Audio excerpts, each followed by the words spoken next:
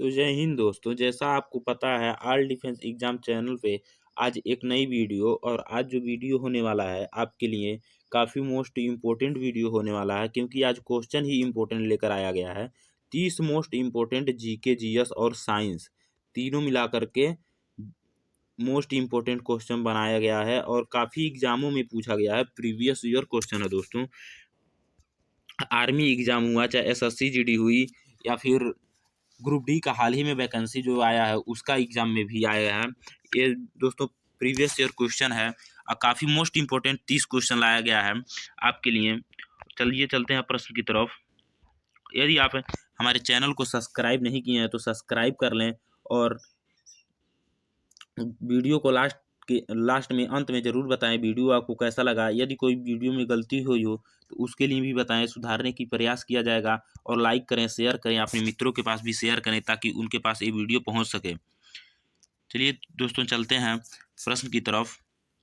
और आपका पहला प्रश्न क्या दिया है, देखिए पहला प्रश्न आपका जो दिया है दोस्तों। अब कुछ लोग बोलेंगे कि मतलब जो है ऑप्शन क्यों नहीं लाया गया, केवल आंसर ही क्यों लाया गया है। तो दोस्तों कितने लोगों में मतलब हम भी एग्जाम कई बार दिए हैं, हमको पता है कि जो आंसर मतलब जो ऑप्शन जो होता है उसमें कई बच्चे जो है कंफ्यूज हो जाते हैं। एक ही टाइप का ऑप्शन होता है, तो एक ही अगर आंसर आप देखेंगे तो आप क्वेश्चन को देखते ही आप जब क्वेश्चन देखेंगे तभी आपको आंसर जो है याद आ जाएगा।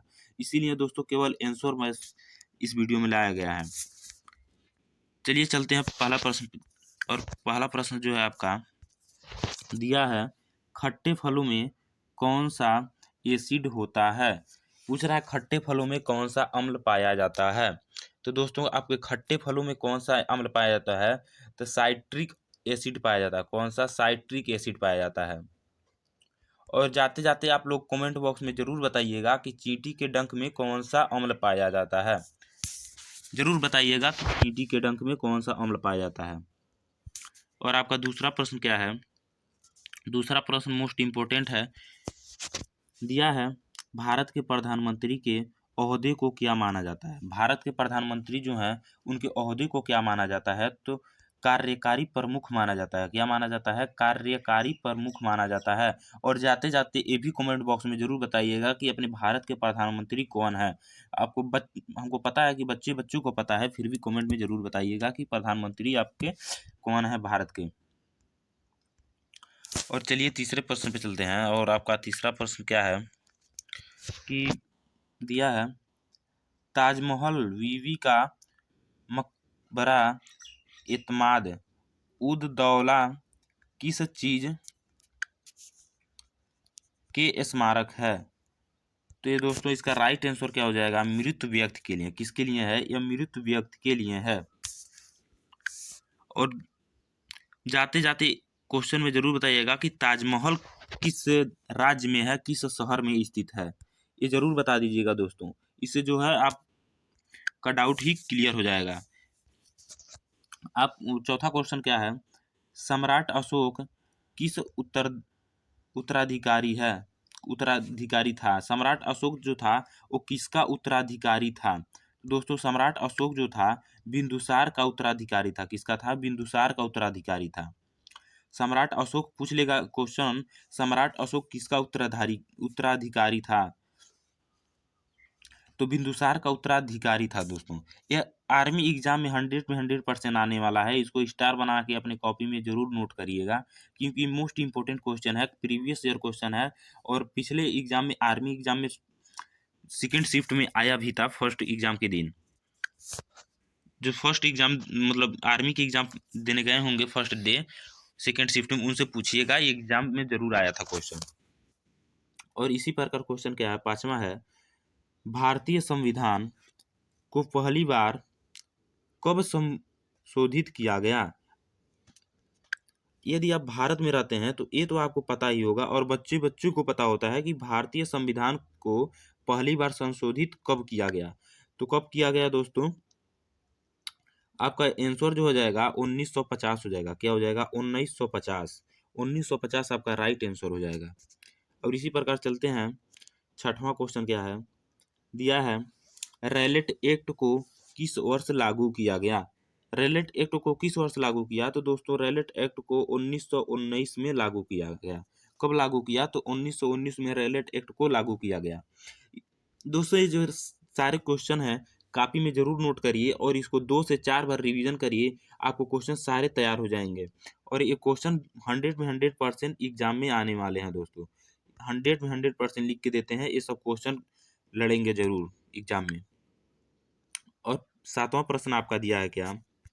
7वां प्रश्न है, महाराणा प्रताप बुलबुल किसे कहते हैं? महाराणा प्रताप जो है बुलबुल किसे कहते हैं? जैसे आप लोग भी ना किसी को प्यारे नाम कोई रखे होंगे, प्यार से किसी को कुछ कहते होंगे, इसी प्रकार महाराणा प्रताप जो है बुलबुल किसे कहते हैं? तो बुलबुल महाराणा प्रताप अपने घोड़े को कहते हैं। किसको कहते हैं? अपने घोड़े को कहते हैं।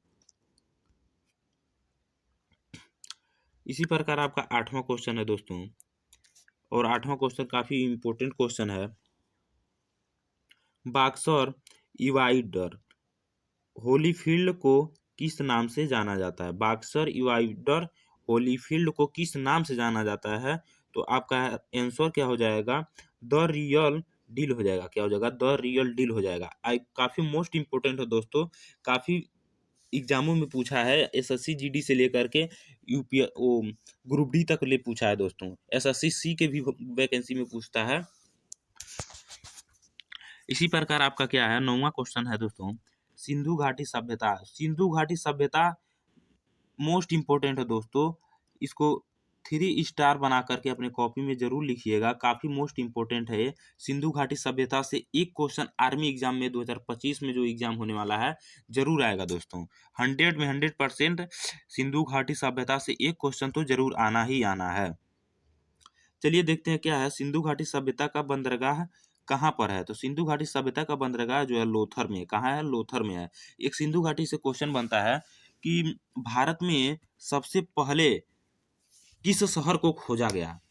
तो वह शहर जो होता है हड़प्पा शहर होता है। कौन सा शहर होता है? हड़प्पा शहर होता है। ये सिंधु घाटी में ही आता है दोस्तों।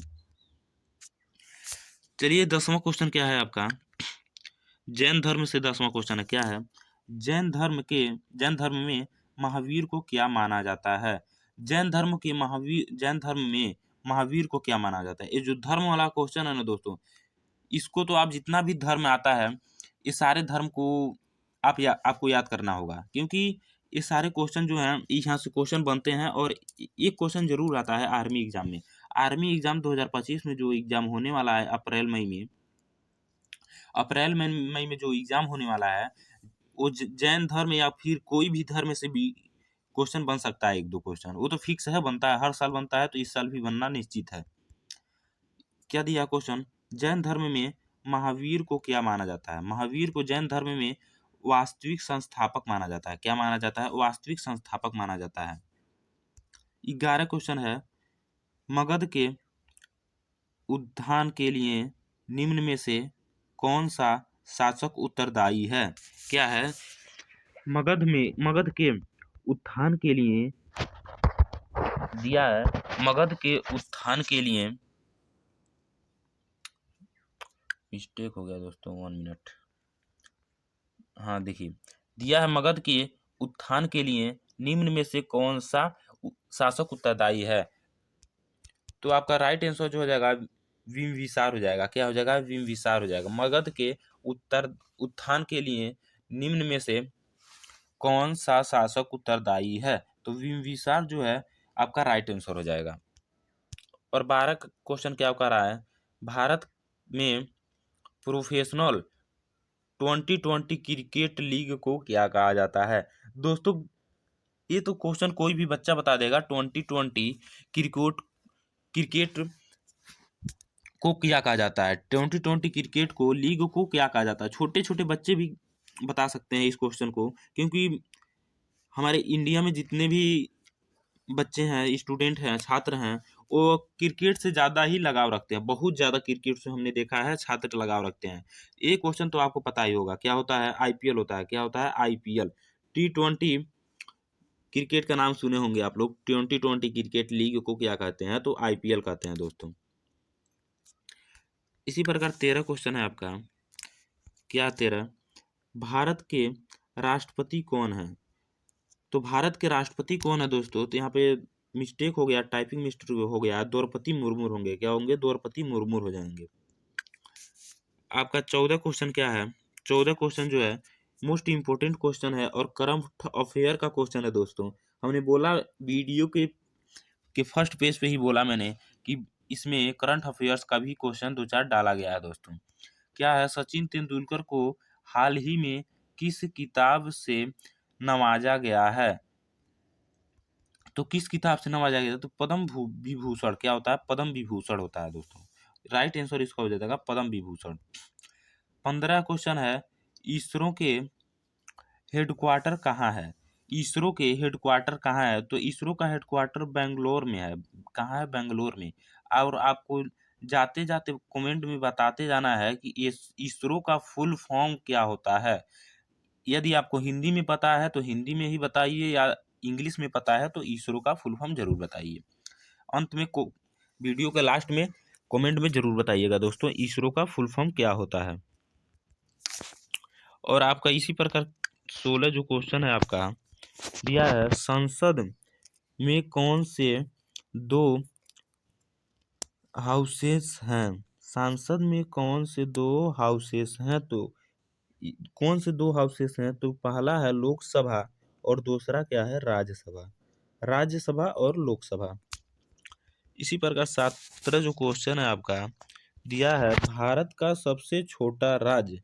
ये तो निश्चित है दोस्तों, छोटा और बड़ा राज्य से देखिए 2011 में जब जनगणना हुआ था, इसके बारे में आप लोग जरूर पढ़िएगा, क्योंकि इससे क्वेश्चन 1 से 2 क्वेश्चन भी बन सकते हैं। एसएससी जीडी हुई या फिर आर्मी एग्जाम हुआ, चाहे टीए आर्मी भर्ती हुई या फिर ग्रुप डी का हाल ही में वैकेंसी जो आया उसका एग्जाम हो, यहाँ से क्वेश्चन बनता है दोस्तों। 2011 के जनगणना के अनुसार क्वेश्चन बनता है, 2-4 क्वेश्चन जरूर बनता है।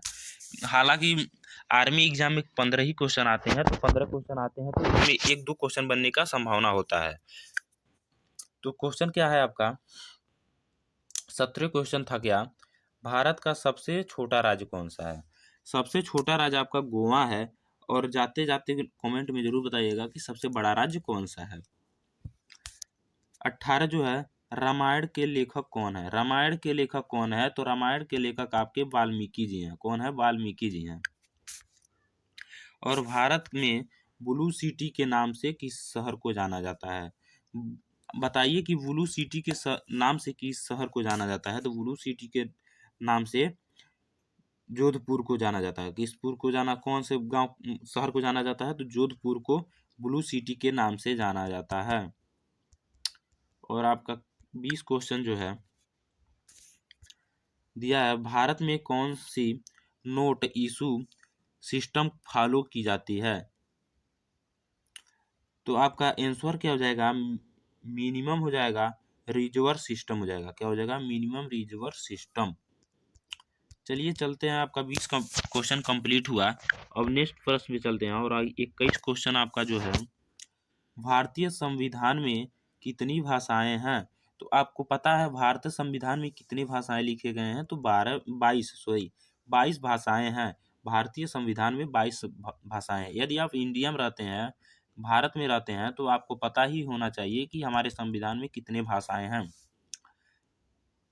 और 22 क्वेश्चन जो है आपका, भारत के किस राज्य की आबादी सबसे अधिक है? आपको पता होगा कि सबसे अधिक आबादी किसकी है? तो अरुणाचल प्रदेश की। किसकी है? अरुणाचल प्रदेश की सबसे अधिक आबादी है दोस्तों। चलिए चलते हैं 23 प्रश्न की तरफ। और 23 प्रश्न जो है आपका दिया है, मिल्खा सिंह को क्या कहा जाता है? मिल्खा सिंह किस खेल से संबंधित है? किससे संबंधित है? आप कमेंट में जरूर बताइएगा। और इसमें क्या पूछा है, मिल्खा सिंह को क्या कहा जाता है? तो मिल्खा सिंह को फ्लाइंग सिख ऑफ इंडिया कहा जाता है। क्या कहा जाता है? Flying Singh of India. Bharat का सबसे बड़ा राज्य कौन सा है? आपका क्वेश्चन जो है 24 क्वेश्चन है। कौन सा है? 24 क्वेश्चन है, भारत का सबसे बड़ा राज्य। देखिए ऊपर मैंने बोला कि सबसे छोटा राज्य कौन होता है? तो गोवा होता है। कौन होता है? गोवा। और आपको मैंने बोला कि कमेंट में जरूर बताइए। कमेंट में बताने का आवश्यकता नहीं है, क्योंकि क्वेश्चन आपके सामने आ चुका है। क्वेश्चन क्या है, भारत का सबसे बड़ा राज्य कौन सा है? सबसे बड़ा राज्य आपका होता है राजस्थान और सबसे छोटा राज्य जो होता है वह गोवा होता है। कौन सा होता है? गोवा। चलिए 25 प्रश्न की तरफ चलते हैं और 25 प्रश्न आपका दिया है, भारत में कितने राज्य और कितने न्यून टेरिटरी हैं? तो आपका जो है 29 राज्य हैं और 7 न्यून टेरिटरी हैं। इसी प्रकार 26 क्वेश्चन है, भारत के 14वें प्रधानमंत्री कौन है? तो 14वें प्रधानमंत्री जो है नरेंद्र मोदी हैं। कौन है? नरेंद्र मोदी।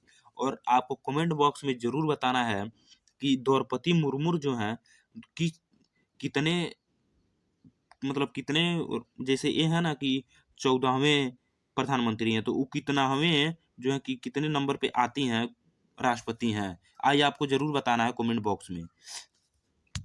इसी प्रकार चलते हैं 27वें प्रश्न पे और 27वां प्रश्न आपका है, क्या दिया है, गुप्त काल में कौन सी गुफाएं निर्मित हैं? गुप्त काल में कौन सी गुफाएं निर्मित किया गया है? तो अजंता की गुफाएं निर्मित किया गया। कमेंट में जरूर बताइए अजंता की गुफा किस राज्य में पाया जाता है।